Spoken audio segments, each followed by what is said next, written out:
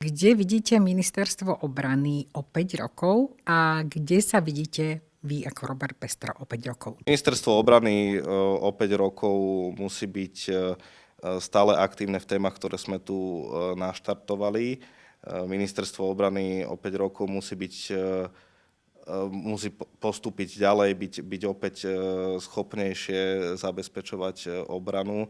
Jednoducho nemôžeme zastať na mieste, musíme mať stále nejaký pozitívny vývoj, z ktorého bude prosperovať občan.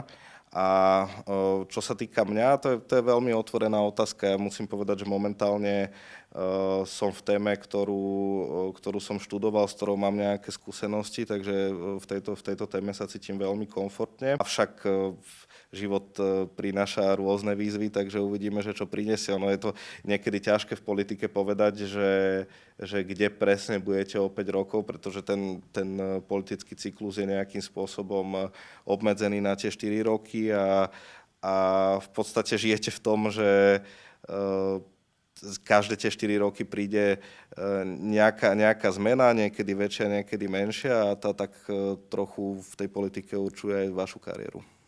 Ďakujem pekne. A ja ďakujem veľmi pekne.